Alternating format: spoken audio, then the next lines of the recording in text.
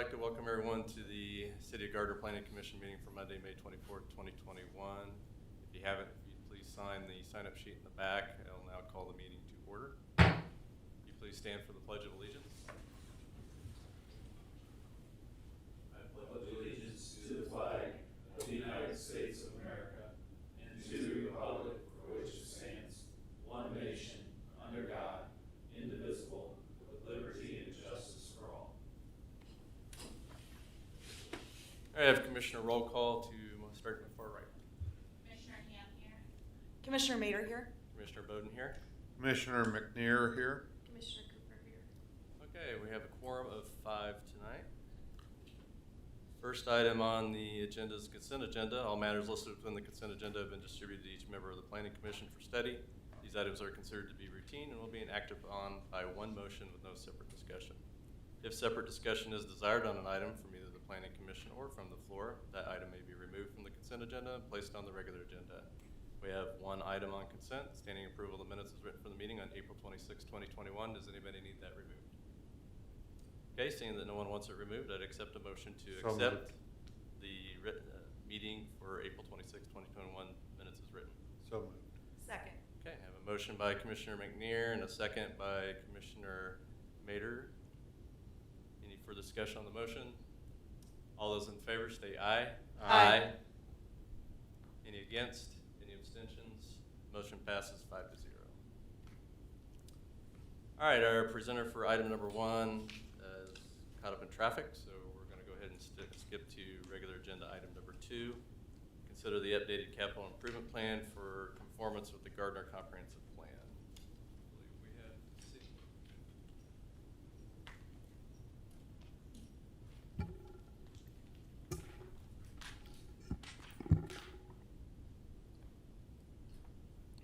Good evening, members of the Planning Commission. Your mic on. I'll lean in closer. Tonight's presentation on the Capital Improvement Program has 3 main components: a CIP overview, a conformance report, and then finally a staff recommendation. The reason I'm here tonight to present the CIP to you, every year I'm required to basically present our 5-year capital improvement program to you so you can review the capital improvements that are being proposed for the city to ensure they conform to the comprehensive plan.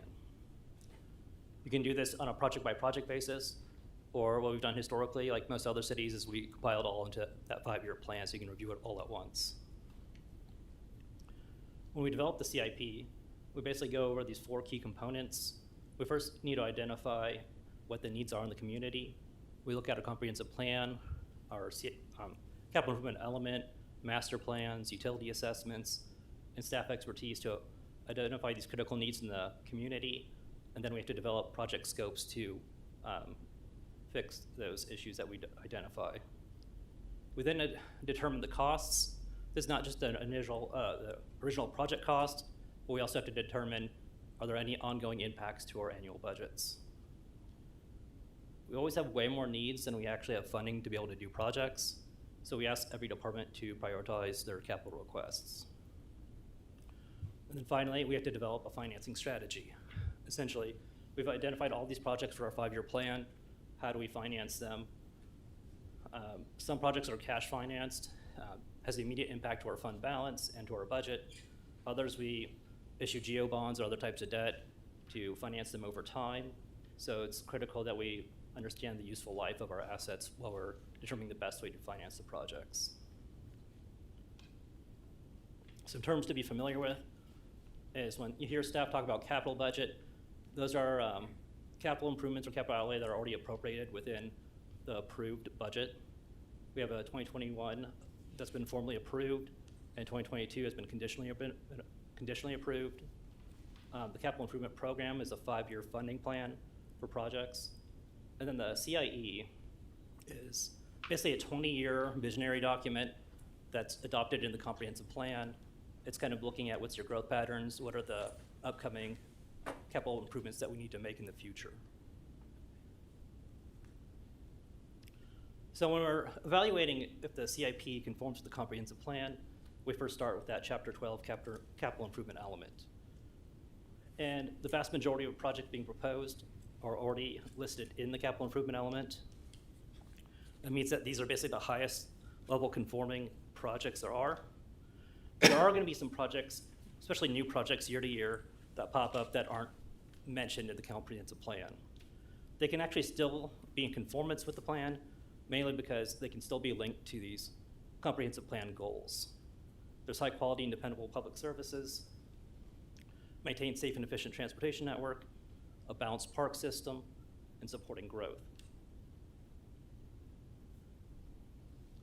Under high quality and dependable public services and facilities, we had 2 projects, 183rd Street, water and connection with Water 7, and then also the 183rd Tower rehab. The 183rd Street water interconnection to Water 7 will allow us an additional 1 million gallons a day from Water 7 to Gardner in the case of a water supply emergency. And then in 2020, we inspected the 183rd Tower, and we determined that there was work needed in the interior to preserve tower integrity and water quality. On this slide, you'll see a collection of projects related to development and supporting growth. According to the city's development agreement with Grada, the city is responsible for extending utility services to Prairie Trace. There's a collection of projects related to that and other development on that side of the interstate.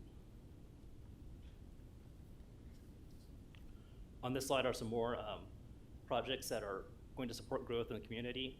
We have 2 Hilltop Ridge benefit districts that put in key infrastructure for that residential development.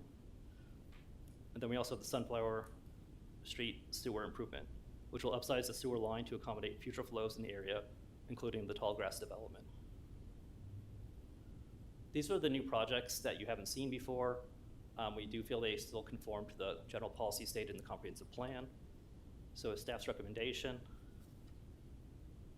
that the Planning Commission entertain a motion to find the proposed 2021 through 2025 capital improvement program in general conformance with the comprehensive plan. Thank you. Does anyone have any questions, Planning Commission, on this item? No, I just want to thank you for laying this out the way that you did, with the justifications and everything. It made it so much easier to understand what you were doing in each step, and I really appreciate that. Thank you for the feedback. No other comments. I would just like to state, and this has nothing to do with you, I'd still encourage the city as the Planning Commission to look to the south part of Gardner. It is really lacking in parks. It was brought forward a few meetings back, and when you look at the north side, there are neighborhood parks around the north side, and the south side has grown a lot. It is lacking in neighborhood parks, so nothing necessarily to do with this, but it could be a CIP item in the future, so I just like to state that. One thing you might be happy to hear is I know the staff is working on updating the Parks Master Plan, and we look at those master plans when developing our CIP. To your point, Chairman, I think you make a good point about the south side, but also keep in mind that at one point within the CIP, I've seen plans for parks at St. John's, and that's a fairly well-established neighborhood on the north side of town, to where I think, it's good to focus, like you're saying, on the south side. I've seen that drop from the CIP, and the focus is on Quail Meadows, because a lot of the lots are being snatched up and developed. Well, St. John's has been developed for several years, and there was at one time a line item in here for St. John's. Correct me if I'm wrong. There was, and projects do move around and sometimes fall off, but like that project just probably got moved out to the beyond the 5-year window. Essentially, they look at what grants they think they can get upcoming, and usually parks are dependent on grants, and they probably can't get multiple parks at once. Sure. And understanding you guys are getting ready to undergo the revamp of the Parks Master Plan, so I think it's all starting to come together at the right time. So I appreciate your comment, Chairman, and just like to recognize needs for both sides of town for parks. So thank you again for the presentation tonight. Okay, any other comments? Does the city planning planners have any comments on this item? I'm just gonna make one comment. We have talked about with staff, and Matt's been a part of this discussion, that moving forward in future years, we're hoping to also identify project area maps that would go with these so that you have a visual, and we can produce that and use that in the future when this item comes before you. So that is something we're looking at, just like the justifications in that. It's all good information to have. Some people, it's easier to see it on a map than it is to think about, here's the location. So just be aware that that's a behind-the-scenes conversation for future activity there. Excellent, that sounds good. Okay, with no further questions, I'd accept a motion to fund the proposed 2021 through 2025 capital improvement program in general conformance with the comprehensive plan. I'll make that motion that the Planning Commission finds the proposed 2021 through 2025 capital improvement program in general conformance with the comprehensive plan. Have a second? Second. All right, you were beat by Commissioner McNear.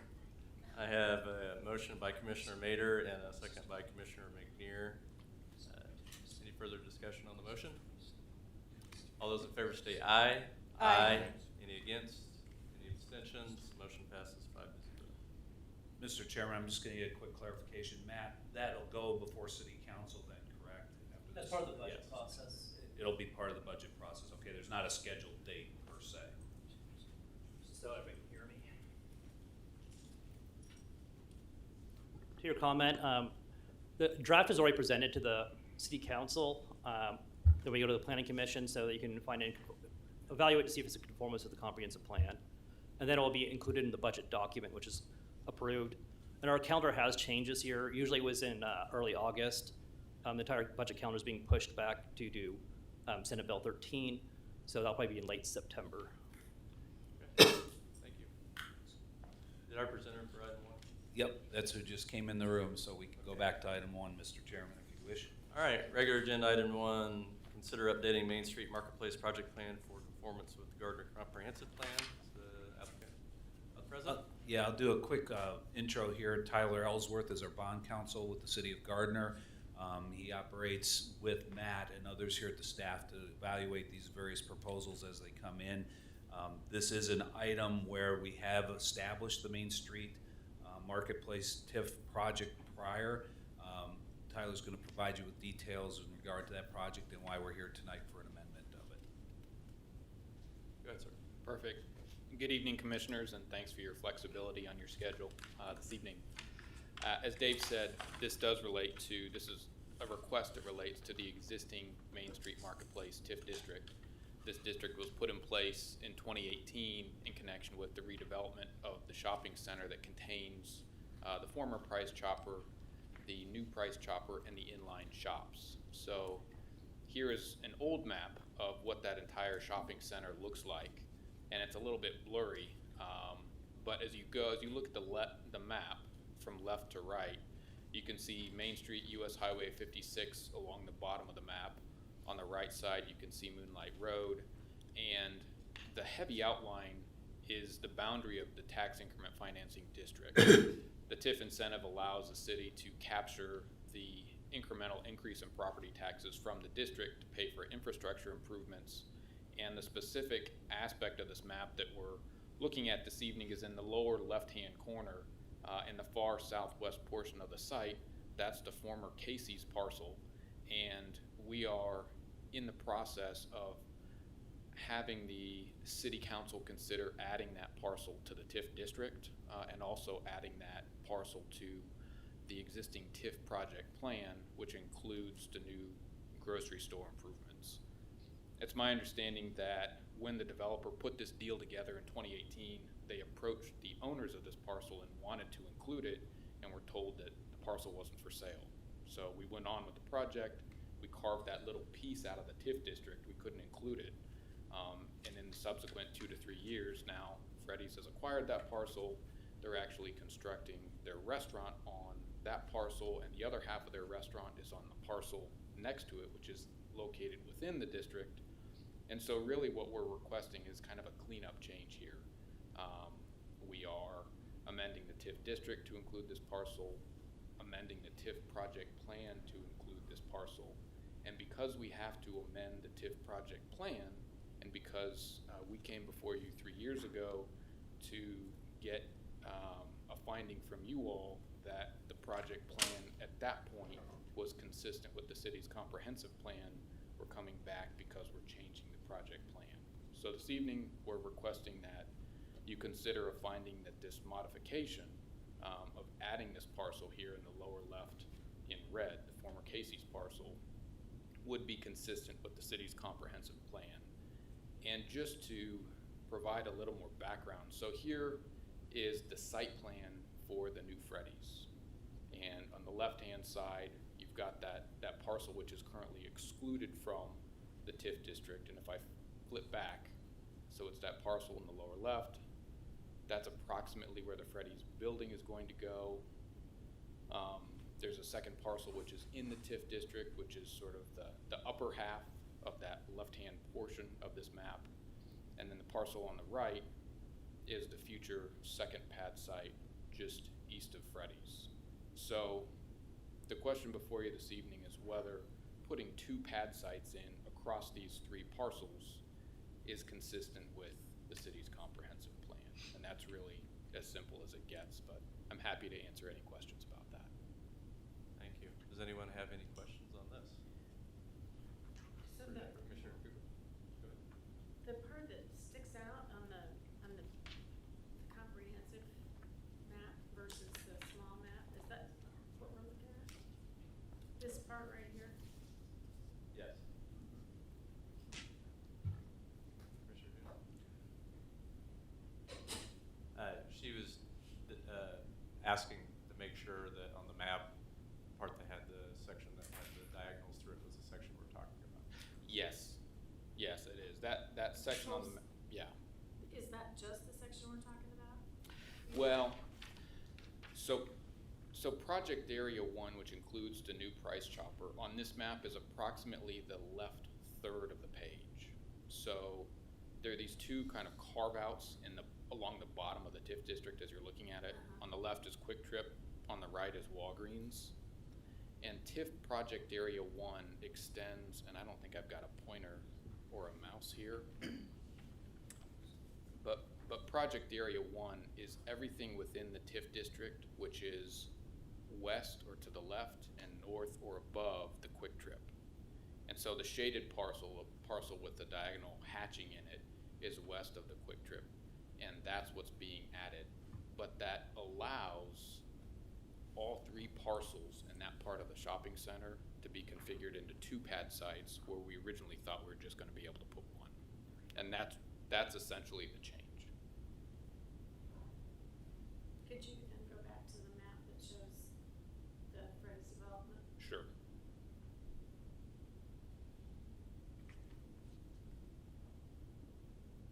So this is the entire area west of the Quick Trip? Yes. Okay. Yes. I think for background, I'll add, since new commissioner, you weren't part of the Freddy's discussion. At the time the Freddy's site plan came in, this was 3 separate parcels, and they replatted the 2, which the building is shown on and the parking area is shown on. They combined those into 1 parcel. So one of the problems they have, as Tyler has indicated here, that TIF district divides the property now, and we'd like to have that full property in there. Okay, thank you. Do you have any other comments, questions? City have anything else to add? Nope. All right, because I'm basically stating the motion, whoever makes the motion, all I have to say is so moved. I'd accept the motion to find the second amended redevelopment TIF project plan for the Main Street Marketplace TIF redevelopment district, project area 1 to be consistent with the comprehensive plan. So moved. Do you have a second? Okay, I have a motion by Commissioner McNear and a second by Commissioner Ham. Any further discussion on the motion? All those in favor say aye. Aye. Any against? Any abstentions? Motion passes 6-0. Thank you. Thank you, sir. All right, item number 3, Prairie Trace Estates second plat. We have FDP 21-02 and FP 21-01. Did you want to make an intro, Dave? I'll let Great to have Bob, if Bob wants to make a few comments here on Prairie Trace, the intro or not. Again, it's the second phase of the development out there. We do have the applicant's engineer here to answer any questions if you guys have any. Good evening. My name is Mark Brewer with Schlegel. Our office is at 14920 West 107th and Lenexa. I don't have a formal presentation to add much to this. This is simply the next phase of this development. Both of the two product types. One is the estates product and then one's the Meadows. So these are just the next phases as contemplated with the approved preliminary development plan and preliminary plats. So I'll be happy to answer any questions you may have on this, but again, pretty routine in nature. Anyone have any questions for the applicant, whether at the podium? I have, I'm sorry. no, if you're, I do not. none, okay. Yeah, I have one question. So since this is, just an extension of what we did last year with phase one for both the estates and the Meadows, and I believe I saw also in the landscaping plans that the expectation or thought is that the landscape would be controlled by the HOA. Can you just state for the record and confirm for me that that is still the plan, or proposed plan, I should say, for landscaping to be I'll managed say- by the HOA? Yeah, there's been no changes to what was previously approved, so there's been no lots sold yet because we're still building them, but so the developers are still responsible for the HOA, but no changes in that I'm aware of from Okay. previously approved phases. Thank you. Anyone else? Oh, okay. Thank you. City, do you have your presentation?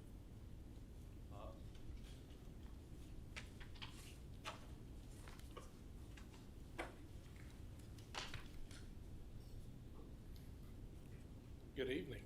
Good. Good evening. I was told I need to speak into the mic, so can everybody hear me? Yes. Awesome. Again, this is items 3A and 3B for Prairie Trace Estates, second plat, final development plan, and the final plat.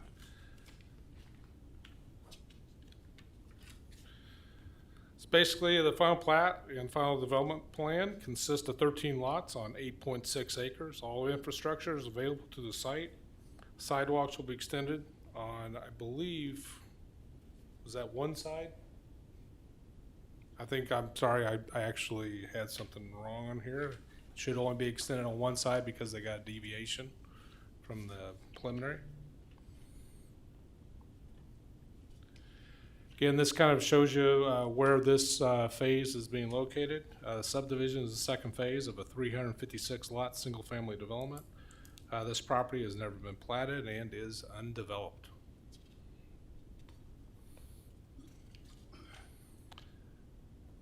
Staff findings for the final development plan. The final is generally in compliance with the preliminary development plan. The project is consistent with various policies in the comprehensive plan.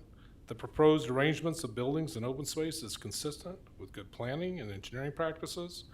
The architecture and building design uses quality materials and the style is appropriate for the context. The project is also within 1 mile of the new Century Air Center and requires county review and approval.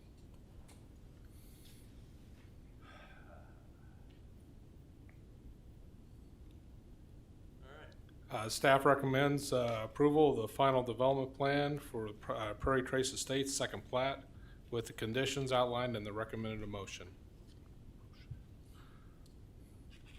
All right. Does anyone have any questions for the city on the final development part? All right. Seeing none, I'd accept a motion. Go ahead, sorry. Yeah, just real quick, Chairman, just wanting to make sure that we have two separate actions here, Correct. right? This would be on FDP. Yeah, we're taking action on the final development plan, and then we'll see the final plat. Okay, Correct. I just wanted to make sure that was clear, because on the screen it shows the final plat.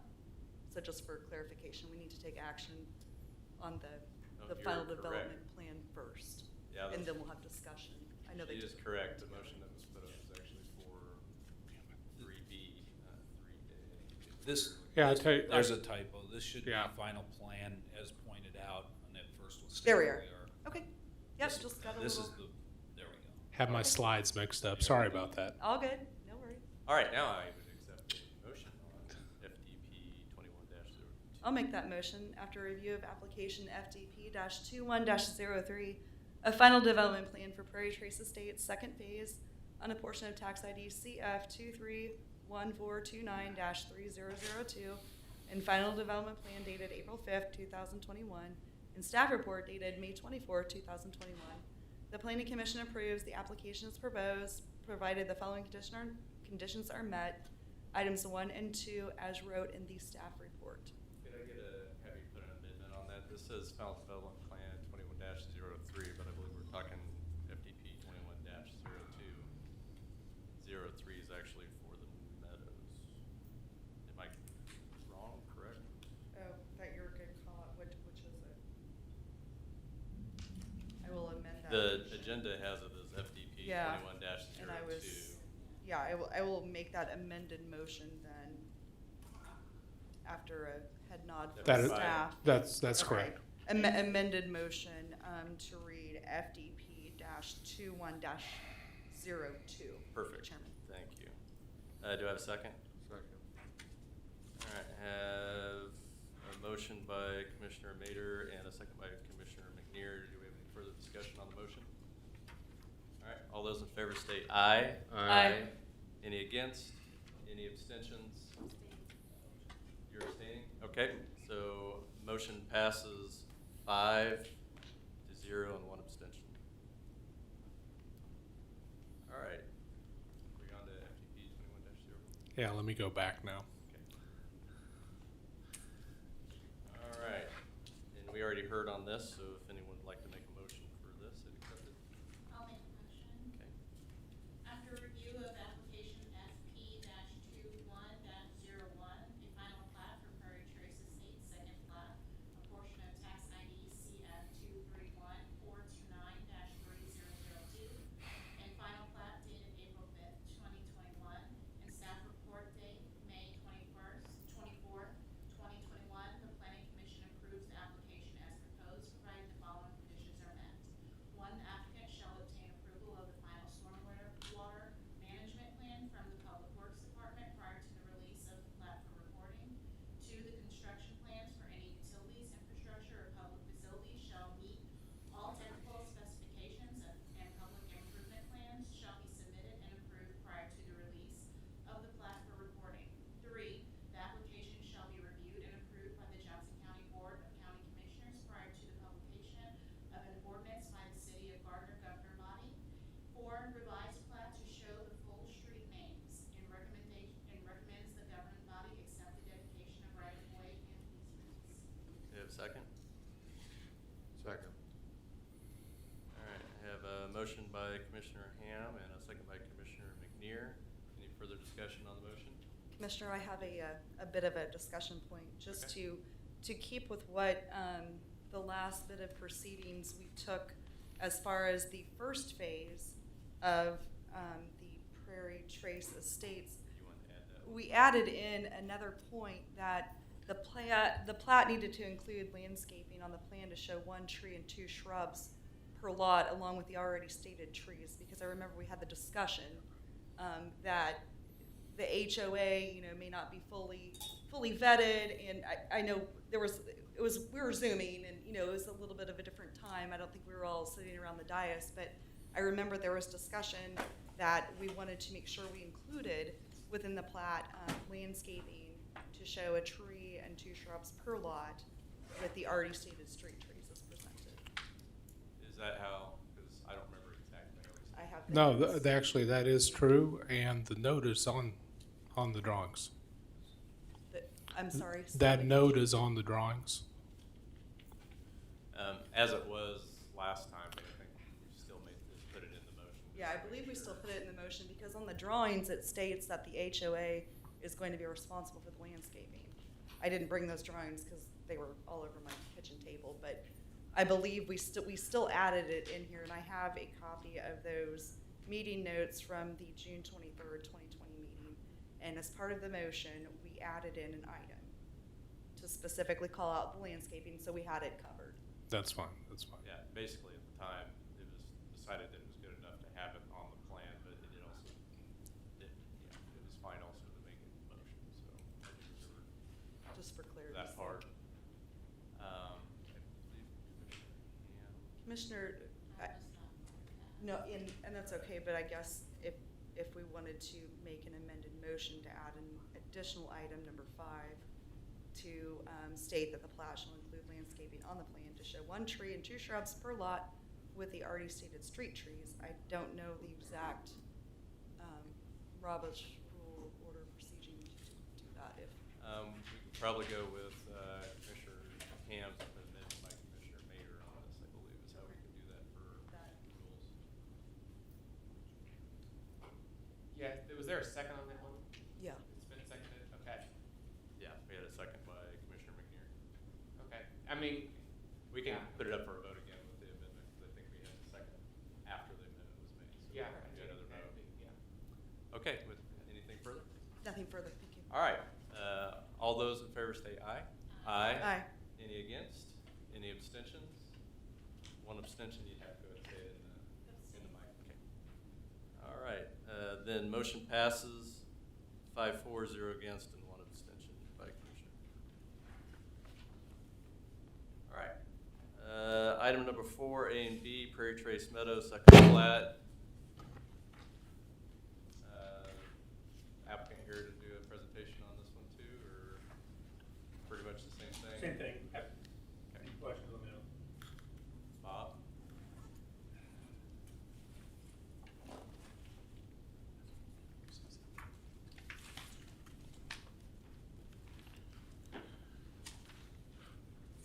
All right, this is item 4A and 4B, Prairie Trace Meadows, second plat, the final development plan, FDP 2103, and the final plat for FP 2102.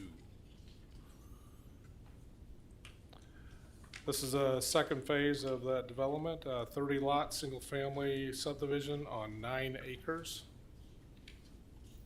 Again, I want to show you guys an overall plan of where this fits in with all the different phases of the development.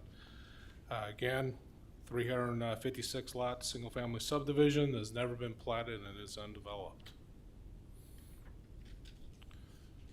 And here's an example of some of the elevations that they have provided us. You've actually seen these before in the past.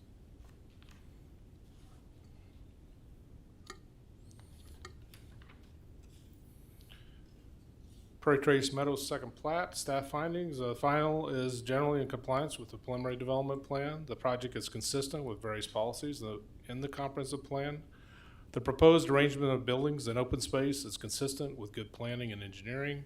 The architecture and building design uses quality materials and the style is appropriate for the context. And as previous, this project is within 1 mile of the new Century Air Center and requires county review.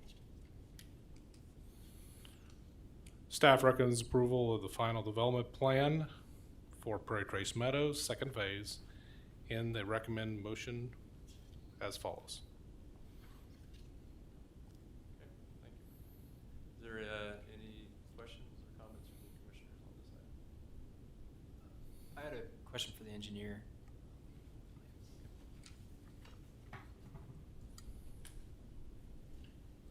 So there's looks like a detention or retention basin on track C. Correct. Where is the outflow for that water going? Is it just supposed to hold a 100-year storm, or what's the thought behind it? Yeah, it meets the stormwater detention criteria for the city of Gardner, so that will flow downstream to the existing waterway through the development. There'll be another basin a little further downstream than that these two will be connected to, but yeah, that's in accordance with your stormwater policies. And there's also a water quality element of that as well, so. Do you know if it's planning to hold water permanently, or if it's supposed to drain and be empty? That is one of the few that is wet, and that's been approved by the Airport Commission. A few of these were allowed to be wet, as also, some sort of an amenity as well, so. Yeah, I know the plans online show it as holding water. Just for the new commissioners that were not part of the discussion leading up to this, because this is in that 1 mile area from the airport property, this goes to the Airport Commission. So the fact of wet and dry detention, they look at that because obviously they're trying to limit bird activity in the area. So that's why the engineer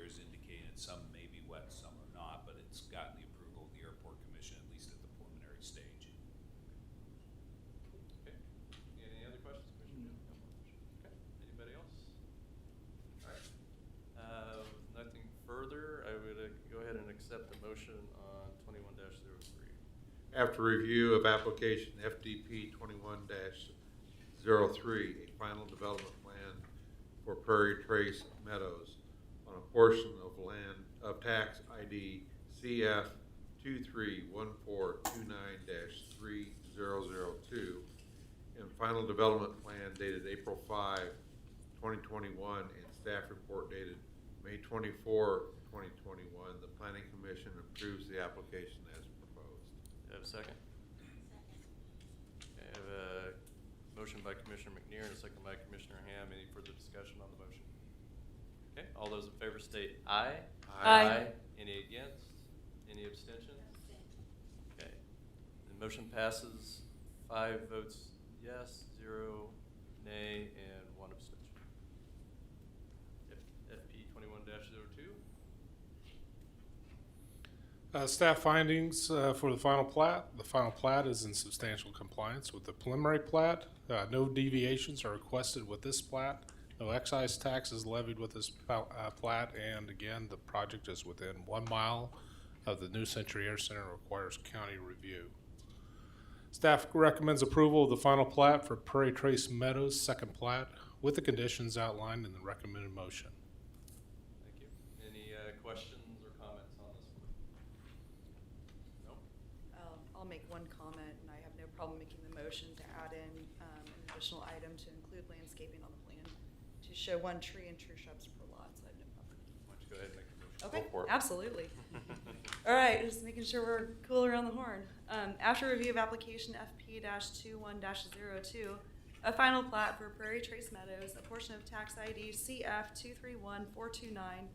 231429-3002, and final plat dated April 5th, 2021, and staff report dated May 24, 2021, the Planning Commission approves the application as proposed, provided the following conditions are met. Item number 1, revise the plat to provide the full street names.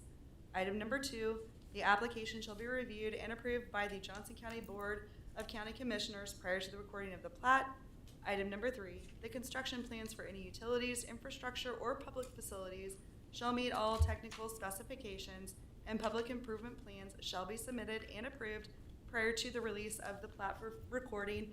And adding in item number 4, the plat shall include landscaping on the plan to show 1 tree and tree shrubs per lot with the already stated street trees, and recommends the governing body accept the dedication of right-of-way and easements. Okay, do I have a second? Second. Okay, I have a second, or a motion by Commissioner Mader, a second by Commissioner Juniman. Any further discussion on the motion? All those in favor state aye. Aye.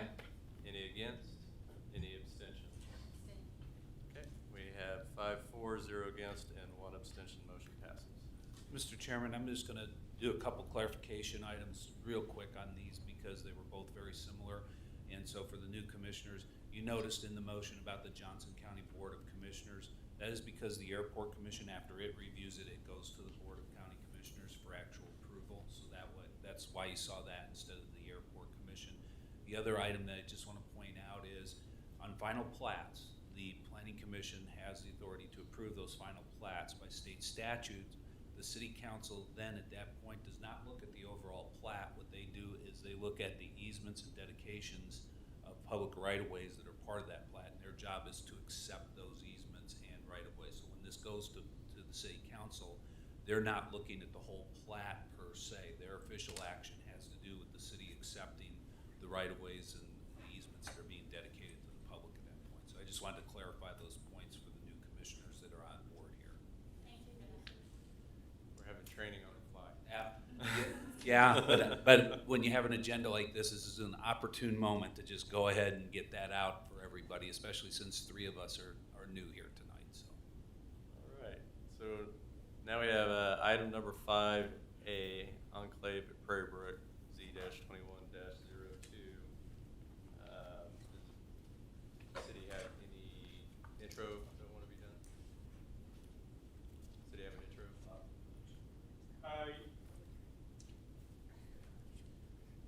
Yes, I think on this one, the public hearing, I have the staff presentations actually first. yes, we actually have a public hearing for the rezoning on this petition, Mhm. and also a preliminary plat. The applicant's engineer and and the applicant are here. And I will put up his presentation right now. So we're doing the public hearing, right, for the first part? Yeah, usually. Yes. So this is a little bit of that change of process where we're gonna go ahead, we'll have the applicant provide their presentation, and then we'll open it up for the public hearing, and then go from there. Okay, because I was looking Is at my that- agenda that shows staff presentation first on public hearing. Does it? Yeah, so We can. that's we why I can- switched it from the way I've been doing it for the meeting so far. What's your preference? We'll go with you tonight. Well, we would have to, if we do theirs first, we'll have to open the public hearing right away. As long as there's no issue with that, I don't have a problem. I don't think there's an issue with that. No, we could have. All right, at this time, I'll open the public hearing if the applicant would like to speak.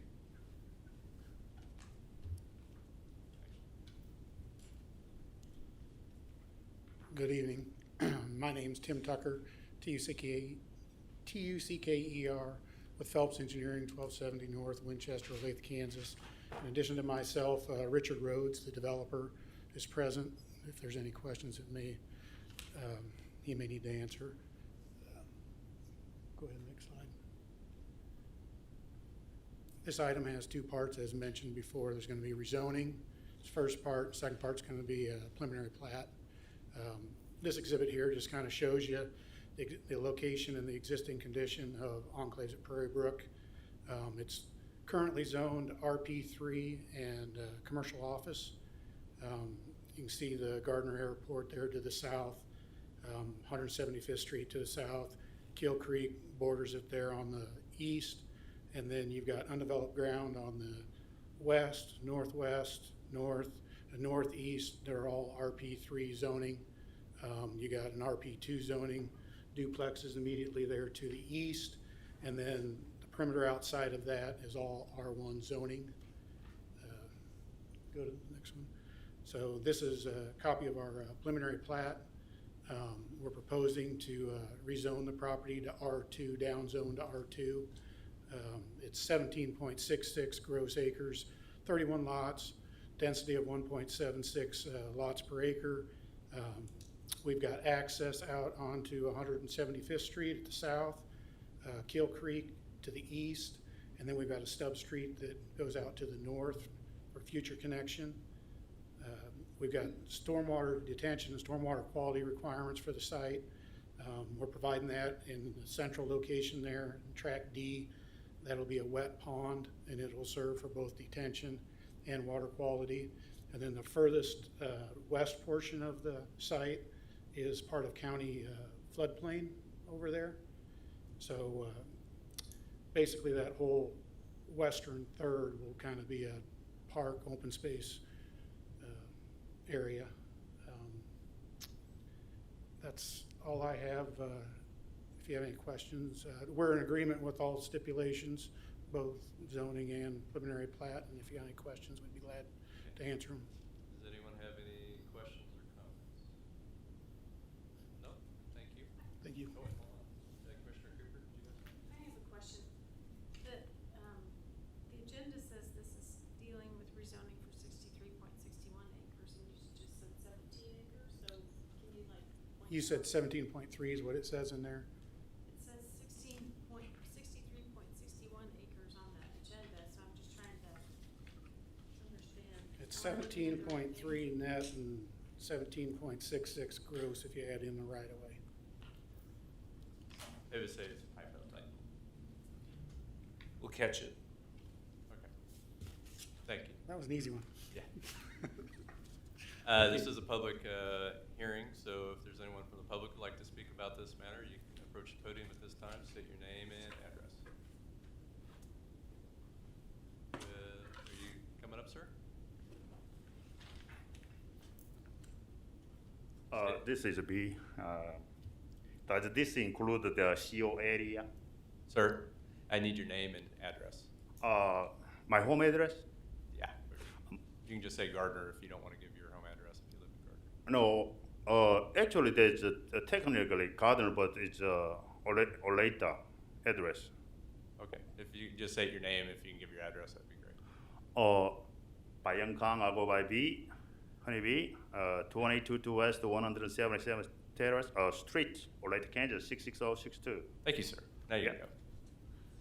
I wonder on this included CO area, commercial office building, or just separate?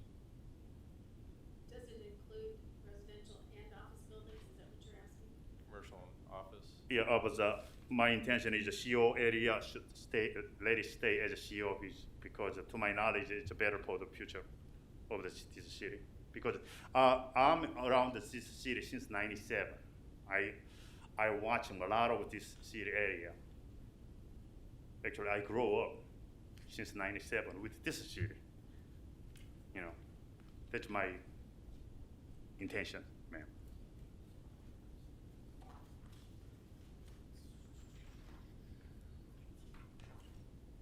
Do you have that slide? I can address him. Zoning around there. I can address this real quick. Go ahead, Bob. Yeah, a small portion of this site is actually zone CO, Yeah. which is I think the very kind of southwestern corner of this site is actually zone CO. The rest is RP3, and this is back from a rezoning petition that was done back in the mid-2000s. For me, for clarification, is it the part that we're looking at on the screen that shows it's unplatted? How about if I show you a picture? That'd be Yes. great. That would be I love great, Bob. pictures.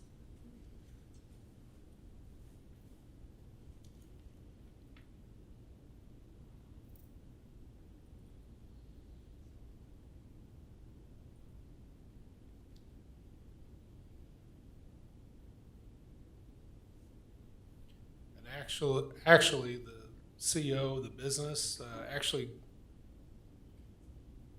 Oh, sorry about that. Actually, that CO does go just a little bit into this site, which is why it's being rezoned from CO to RP3.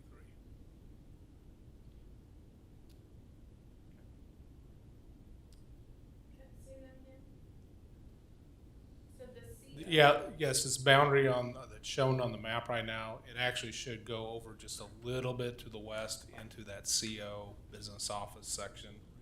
That red line that you're seeing on the southwest side, it actually should be drawn a little bit over to the west. Yeah, so to help clarify here, and you can barely see it on the map, so the CO business office, which is the light blue color, if you look on the right-hand side of that, there's a very light gray line that is coming through there. So the project area actually should incorporate that little bit of sliver there. So that's the portion of the CO that the rezoning has to do with. But the rest of that, to the west of that gray line or the left of that gray line, that'll stay CO. It's not part of this project. So it's just this small sliver of land. It was a separate parcel that's in there. So the very, very large majority of the zoning for CO is still zoned for CO. Yes, it'll remain the same. It's outside of the project area. Very good. Thank you. Thank you, sir. Thank you. Do you have anyone else for the public hearing? All right, at this time, I'd accept a motion to close the public hearing. So moved. Second. All right, I have a motion by Commissioner McNear and a second by Commissioner Mader to close the public hearing. All those in favor state aye. Aye. Any against? Any abstentions? Motion passes 6-0. Public hearing is closed. Go ahead, Bob.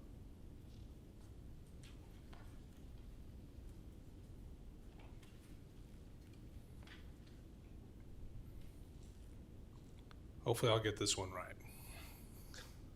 Okay, this is again items 5A and 5B for zoning, which is Z2102, and the preliminary plat, which is the PP-21-02 for the enclave at Prairie Brook.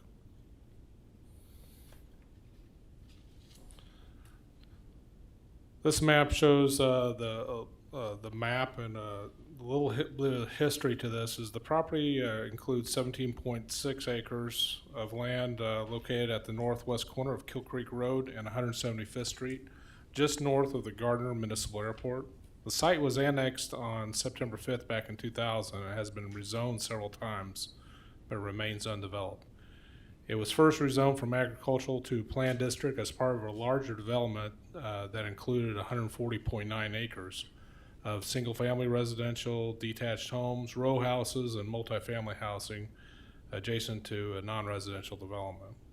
It was rezoned in 2004 to RP2 planned two-family residential district as part of an envisioned development to also include the office buildings, planned garden apartments, and single-family residential. And actually, that should be RP3. Sorry about that. It was rezoned in 2004 to RP3, not RP2.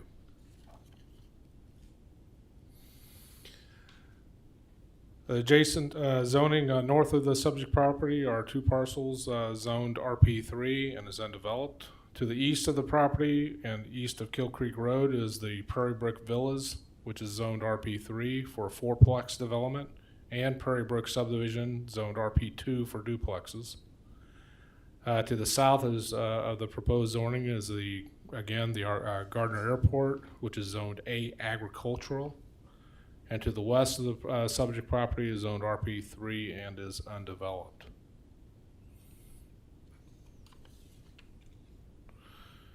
Existing conditions: the property is currently not platted and in agricultural use. The development will be accessed by from an existing collector street, Kill Creek Road, and the extension of a local road, and also 175th.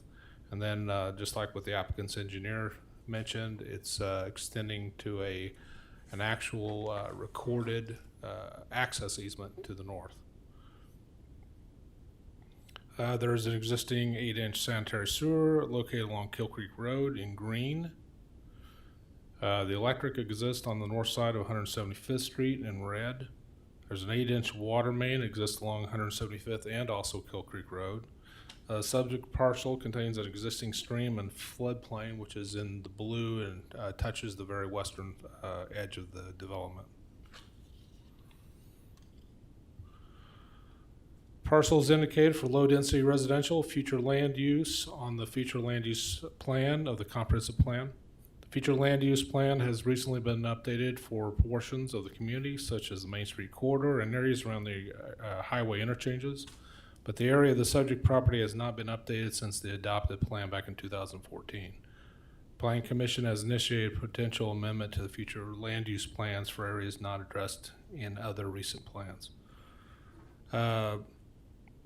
The current future land use plan is not consistent with the current zoning of RP3 across Kill Creek Road that has been in place since 2014. This site does show it in a medium density development for this site, though.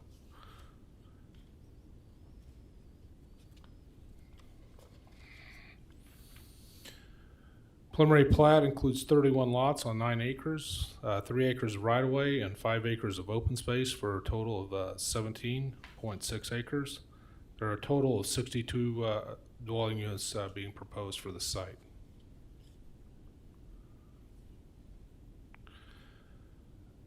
Staff findings for the zoning: it's consistent with the character of the neighborhood, traditional suburban pattern buffered from single family to the west and north and similar to the two family to the east, consistent with the existing planned zoning to the east. It meets changing community needs, promotes infill residential of a long vacant parcel, and it's also compatible with surrounding uses. Staff recommends approval of the rezoning from CO office building and RP3 planned garden apartment district to R2 two-family residential district as proposed and outlined in the recommended motion. Okay, thank you. Is there any comments or questions for? I have a couple. Go ahead, Commissioner McNear. I just wanted to, Bob, could you put that the perimeter zoning map back up for just a second? Absolutely. Keep going back. No, one more. Right there. Just for clarity, the R2 on to the east of this property, is that actually, in the packet, it says RP2, and this says R2. Which one is correct? I left off a P on that. That is actually RP2. You guys actually heard the Prairie Brook Villas last year. Okay, and I thought that was the case. I thought that, if my memory served me correct, that was the case. And we're looking at a straight R2, not an RP2 on this action. Is that correct? Yes, this is straight R2. Okay. And I had one question for the developer. Are these planned to be rental units or sold as individual halves? Hello, I'm Richard Rhodes, 14261 Granada Court, Leawood, Kansas. My intention is to sell them as kind of starter homes, but with the acceleration of building construction materials, it may change by the time we get it developed, but right now the intention is for sale units. Thank you. The community needs entry-level priced homes desperately. I know it's kind of, I've been building for 36 years, and we're trying to build something affordable, and it's getting harder and harder to do. So, you know, this is our shot at entry-level homes now. I think that's excellent, because the entry price of new homes is over $300 now. Yeah. And that's becoming rapidly affordable for young families, or unaffordable for young families. Thank you, sir. Thanks. Do you have anything else, Commissioner? I'm done. Commissioner Creeper, did you have something? I saw your hand raised. No? Okay. I have nothing, so, okay. I lost it for a minute. In terms of the additional population that's gonna be there, that's a 2-lane road that goes out. Have there been studies done in terms of traffic flow and, what are we anticipating in terms of current development of infrastructure costs there? I was just gonna quickly, for clarification, you're talking about 175th Street? As part of this development, and practically every residential development that is presented, the applicant's engineer has to provide for, again, the stormwater management plan, but they also provide a transportation impact study that the city engineer reviews and either approves or makes them go back to the drawing board. So right now, they do have an approved transportation impact study from the city engineer. And I'll go a step further too with 175th Street. What we do is we try to acquire the right-of-way now during the platting process, so that if the road is widened at a future date through a project, we have the right-of-way already secured. So that'll be part of the discussion. Once we get done with the zoning, we'll get to the platting portion of this and discuss that. But most likely the actual road improvements on 175th Street would be a future arterial project that the city would probably do, not be required of the developer at this point. Does that answer your question, Commissioner? Okay. Did you have anything else? Okay. If no one has anything else, I'd be happy to accept a motion on this item. After review of application Z-21-02, a zoning map amendment for parcel CF 221422-2002 located at the northwest intersection of 175th Street and Kilkeek Road. Staff report dated March 24, 2021, the Planning Commission recommends the governing body approve the request to rezone 17.3 acres from CO office building and RP3 planned garden apartment district to R2 two-family residential district. Do I have a second? All right, I have a motion by Commissioner McNear and a second by Commissioner Ham. Is there any further discussion on the motion? All those in favor state aye. Aye. Any against? Any abstentions? Abstain. Abstain. Okay. We have 5-4, 0 against, and 1 abstention. Motion passes. All right, the PP-2102, 5B. And I'll go ahead and just present the staff findings for this too as well. Staff findings that the application is in accordance with the comprehensive plan. It complies with the requirements of the Land Development Code.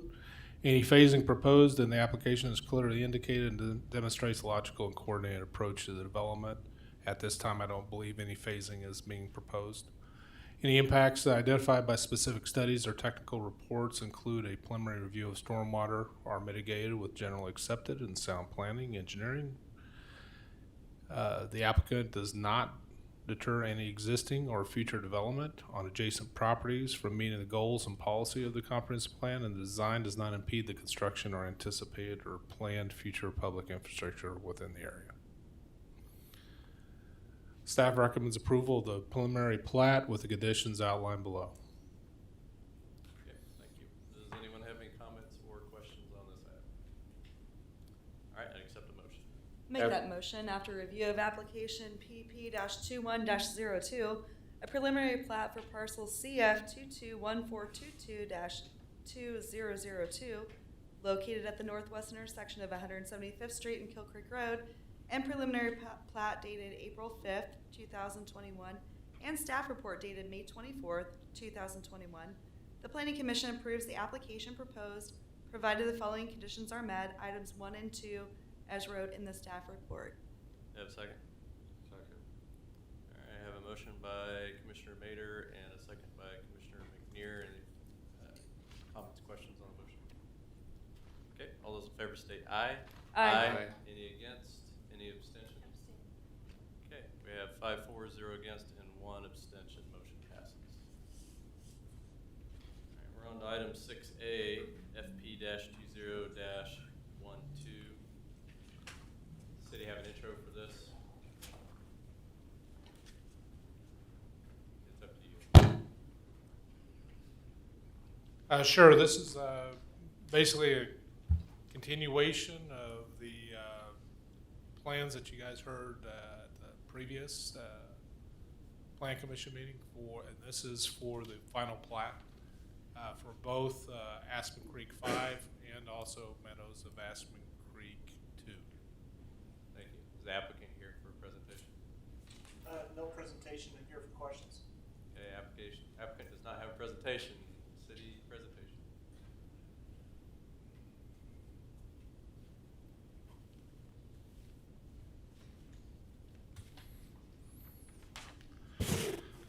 Good evening again.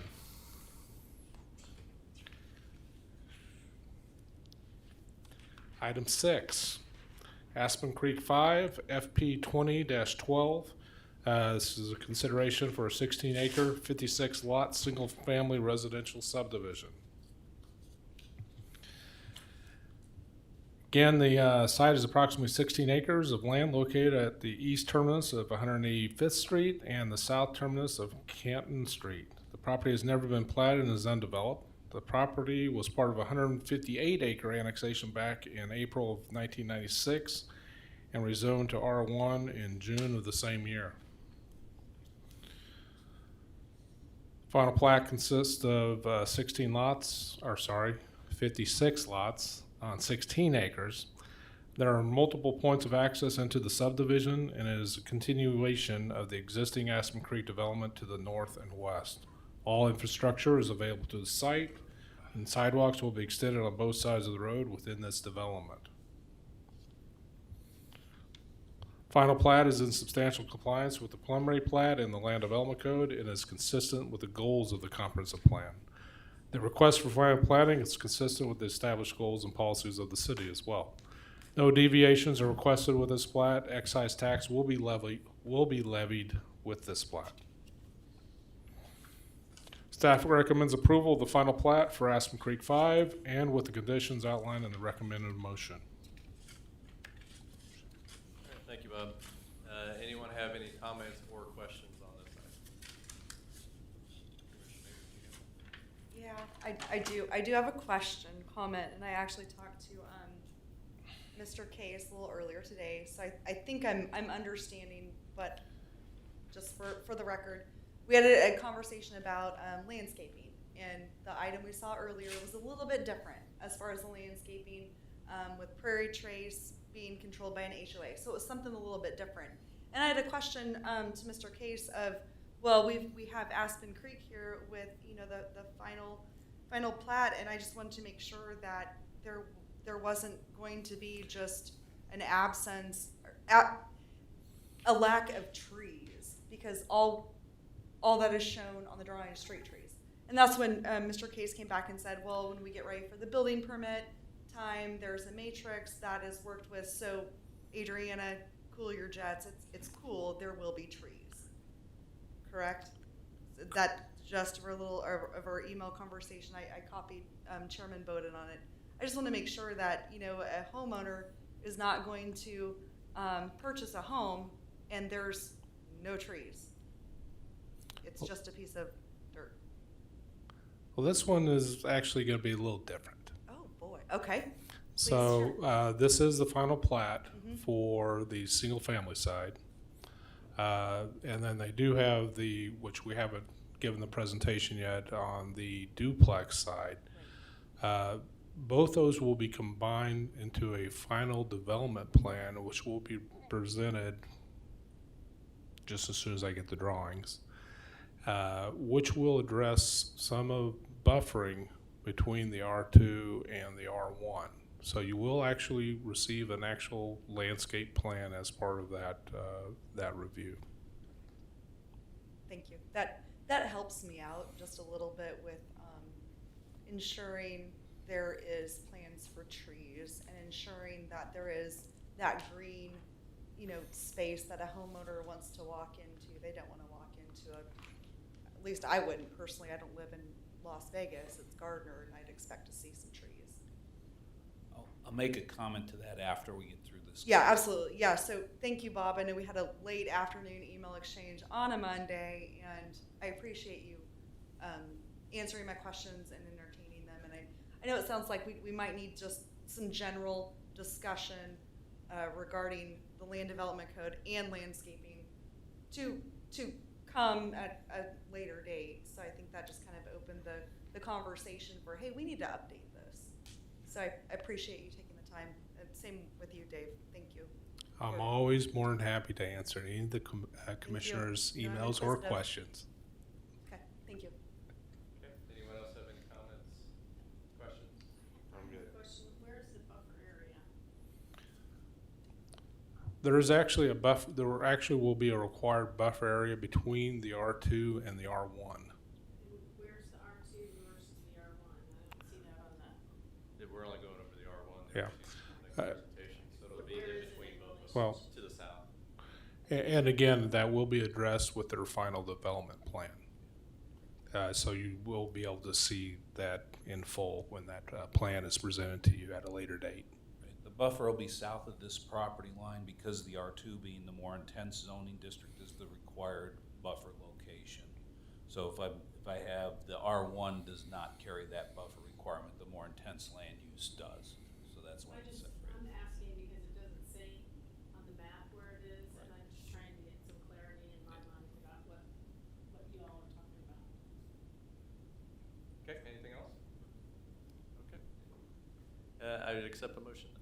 After review of case PP-20-12, a preliminary plat for Aspen Creek 5, tax ID CF 221436-1005, located at the terminus of Canton Street, approximately 525 feet south of 183rd Street, and preliminary plat dated December 4th, and staff report dated March 22nd, 2021. The Planning Commission approves the application as proposed, provided the following conditions are met. Number 1, provide recording of final plat, excise tax shall be paid to the city, and 2, the construction plans for any utilities, infrastructure, or public facilities shall meet all technical specifications, and public improvement plans shall be submitted and approved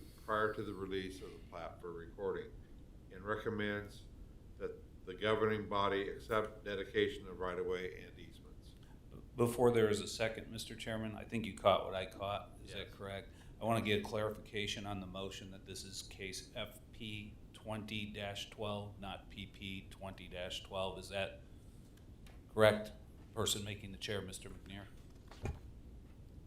You are correct, it is FP. Okay, just want to make sure we clarify that. I amend my motion to case FP-20-12. Excellent. Second. All right, I have a motion by Commissioner McNear, second by Commissioner Mader. Any further discussion on the motion? All those in favor say aye. Aye. Any against? Any abstentions? Okay, we have 5, 4, 0 against, and 1 abstention. Motion passes. Next is item number 7A, FP 20-13.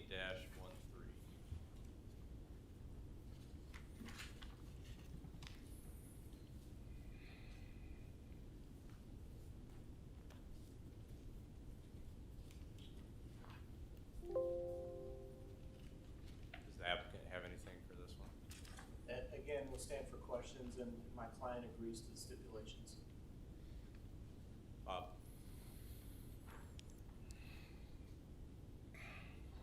All right.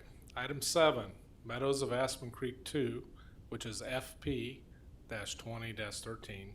It's to consider a 17.59 acre, 33 lot, 66 unit duplex residential subdivision.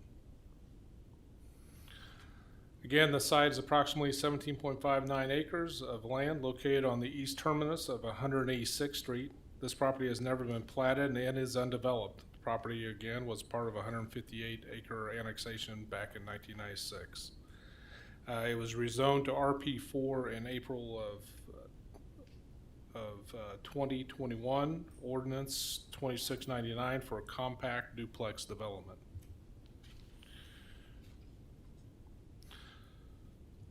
Again, also the plat consists of 33 lots on 17.59 acres. There are multiple points of access into the subdivision, and it is a continuation of the existing Meadows of Aspen Creek development to the west. All infrastructure is available to the site. Sidewalks will be extended on both sides of the road within this development.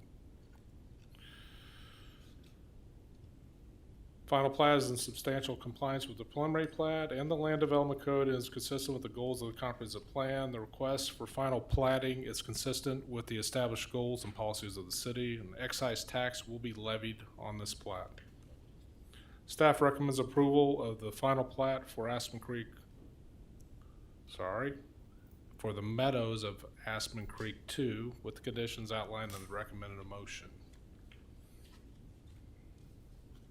Thank you. Any discussion by the commissioners on this? No. Before I accept a motion, I just want to point out that it's FP-20-13 if you're reading the motion on up your paper or the screen.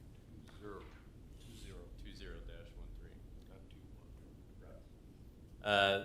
I'd accept a motion.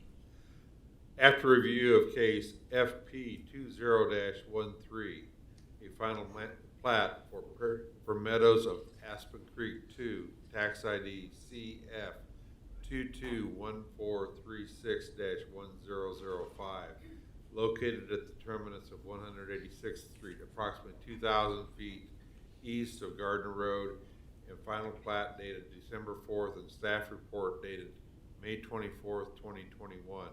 The Planning Commission approves the application as proposed, provided the following conditions are met. 1, prior to recording the plat, excise tax shall be paid to the city. 2, the construction plans for any utilities, infrastructure, or public facilities shall meet all technical specifications, and public improvement plans shall be submitted and approved prior to the release of the plat for recording. And item 3, a final development plan will need to be approved by the Planning Commission prior to the issuance of any building permits, and recommends the governing body accept dedication of right-of-ways and easements. Have a second? Okay, I have a motion by Commissioner McNear and a second by Commissioner Ham. Any further discussion on the motion? All those in favor say aye. Aye. Any against? Any abstentions? Motion passes 5 ayes, 0 nays, and 1 abstention. All right, item 8 is Planning Commission officer elections. Consider voting for our officers. So the first one would be the chair position. Do we have any nominations for chair? I'd like to nominate Chairman Bowden for a recurring chair position. Second. Okay, is any other nominations for chair? All right, I'm nominated for chair with a motion by Commissioner Mader and a second by Commissioner Ham. All those in favor state aye. Aye. Aye. Any against? Any abstentions? Motion passes 6-0. Thank you. All right, now we take nominations for vice chair. I'm happy to nominate Commissioner Mader again. Anyone else want to nominate anyone else? I accept a motion for officer or Commissioner Mader for vice chair. Someone can make that. I'm making the motion, I guess, if someone wants to. I make the motion for Commissioner Meadows to remain as vice chair. Okay, I have a motion by Commissioner Ham. Do I have a second? Second. I have a second by Commissioner Juniman. All those in favor say aye. Aye. Any against? Any abstentions? Motion passes 6-0. No change. Can I make a comment? Just the wording of how this was written, there was a lot of he in the way the letter was written. And I was just wondering if we can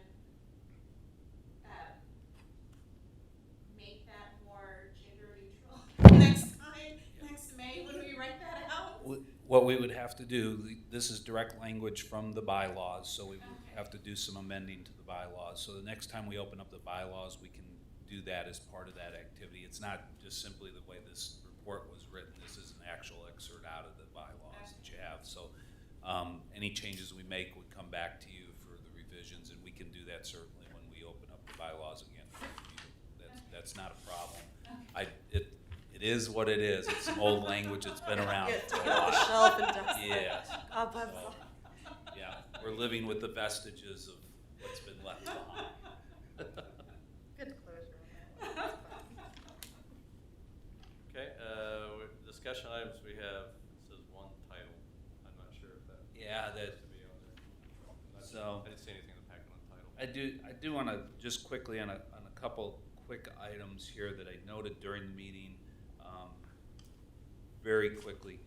When I made the comment about the arterial on 175th Street, one of the clarifications that I want to make especially the new commissioners aware of, when we get new developments that come online, many times as part of the plan, the development plan, we're looking at roadways that need to be expanded or need to be accommodated to handle traffic flow.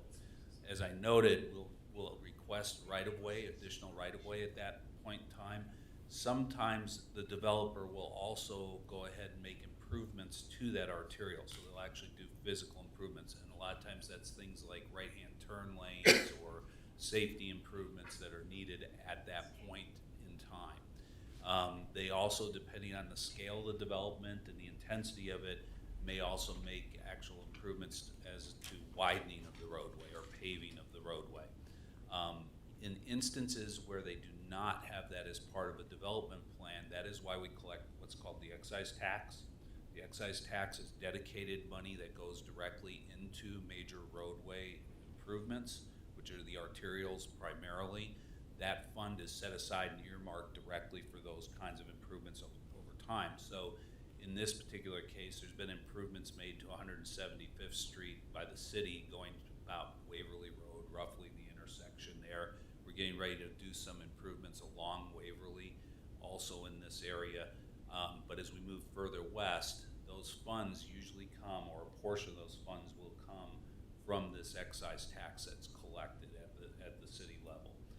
It's usually supplemented by KDOT funds or some other funding source as well. It could come from MARC or come from this county's CARS program.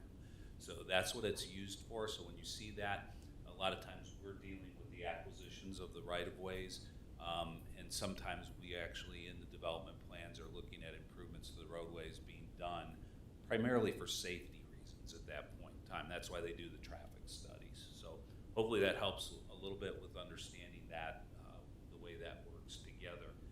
The other item that I want to make sure of, and Commissioner Mader, this kind of goes to your point. On site, I'm going to say this, there's landscaping that's engaged with HOAs, which are usually maintained by the HOA. So when we approve things like, or recommend approval for open space that will be retained by the HOA, that landscape plan becomes very important. Same with the street tree plan to show how that's going to lay out and how that's going to look. When we get to the individual properties, what I can reassure you of in single family instances or single residential unit instances, so duplexes are held to the same standard basically.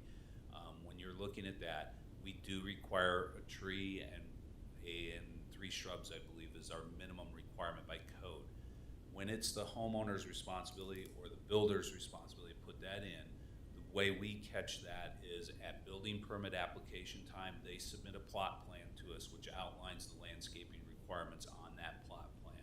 That is checked administratively to make sure it meets those minimum code requirements. It can certainly exceed them without a problem, but we check to make sure that it meets those minimum code requirements. And then as part of the certificate of occupancy at the very end, our inspectors go out, and actually we have a landscape architect on staff who's our planning tech. She's educated as a landscape architect. She goes out, checks the plot plan and landscaping for that. So that's how we assure that that actually gets done to the minimum standard. The CO won't be issued unless that is in place. So just so you're aware of that, there are 2 different kinds of things happening here when it comes to those approvals. And so I think Commissioner Mader made a good point of bringing that forward.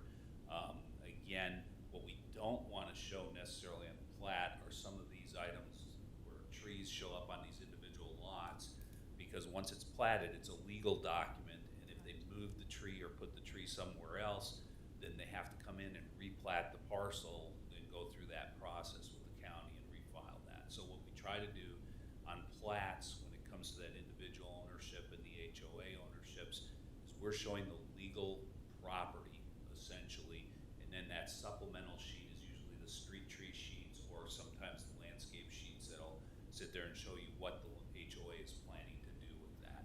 But that usually is not, that landscape is usually not incorporated into the actual plat that's filed at the county, okay, because of that legal record that's going on there. So just be aware of that, and then we just use those sheets to help verify that everything's getting done appropriately. So what you're saying is, even like Commissioner Mader was very astute in catching that, but what you're saying is if we don't see that, you guys on the back end are making sure that those things are There's several items like that. It's the same with the building footprints. When we get a plot plan, we're looking at the building footprints to make sure they hit the building envelope at the same time. You'll never see a building footprint on a plat in front of you. That gives the developer and builder the flexibility to put in basically a home or a structure, but it gives them the flexibility that as long as they hit the envelope, which is our setbacks and our various easements and the framework that's put in place, there's no reason for us to know at that point that it's going to be this exact building footprint on a plat. Development plans are a little bit different when we're looking at the exact architecture and we're looking at an exact use. That's when you'll see those kinds of things. I think too, it's worth noting, it was a little bit different from what I've seen on, being on Planning Commission several years. I really can't recall another proposed project coming forward in which an HOA was mentioned, that they would be controlling the trees, and it was different, and I honestly can't remember one in the 7 years. Yeah. I've never, there was something different. So I knew Yeah. we had to do a little bit of different discussion, and I mean, things are coming together, just wanted to make sure there was consistency with what we did last time. Yeah. And I think that's important to make sure of that, and especially, I wasn't here when the original ones were approved, and I think for the new commissioners too, it's that same kind of consistency, so there's no problem with that. I do think as we get into what's going on in the marketplace right now, it's a really interesting process because housing types and forms are coming in all kinds of formats now. We're hearing about different things, maintenance-free living that's going on, those kinds of elements, as people are sitting there going, yes, let's let the HOA handle everything that's outside of 2 feet around my house. You know, I basically have a property that's my structure. And it'll be interesting to see if we get more of those kinds of things in the future as people are looking at how do I get a housing price to hit a certain price point. Sometimes it has to do with the land and the way it's sold. Sometimes it has to do with the structure itself. And I think we're going to see a lot more, well, I'm not going to say it. We're going to see some more creative thinking going in. I don't know how much change we'll get, but as was alluded earlier, with the way building materials have gone, some of the things that have been experienced over the last year, labor shortages, things like that, we're even finding in the staff, the application, or the building permit applications and things, everybody's trying to find a way to execute building, and it is becoming harder and harder, and some of that is just the market conditions that we're facing today. And we quite still, frankly. need to be good stewards of, the code. That's the whole reason it's there. So it's the right balance. Yeah. Yeah. And I think you're right. We will be visiting the landscape standards. We will be visiting street trees. We will be visiting a number of these factors as we try to find that balance. Good. So, Sounds good. Thank you. So Dave, just for clarification, the details of trees, shrubs, and landscape architecture are a part of the individual property platting application or building permit process in compliance with the plan as approved through this final CO process. Is that correct? that's correct. On the individual lots themselves, that would be correct. So that's where the detail falls. Yeah, that's where the detail falls for individually owned parcels. Okay, just so you know. And usually when we're dealing with an HOA, we're doing a development plan with that. So that's where that landscaping comes in. So when we're talking about landscaping, we're talking about landscaping in probably common areas in places that are under the development control of the developer, not the individual homeowner. The developer while the development's occurring, and then it's usually getting transferred to an HOA after. We're on the same page. Yeah. Thank you, sir. Okay, any other comments? Good discussion. All right, well, I'll take a motion to adjourn. So moved. Second. All right, I have a motion to adjourn by Commissioner McNear and a second by Commissioner Mader.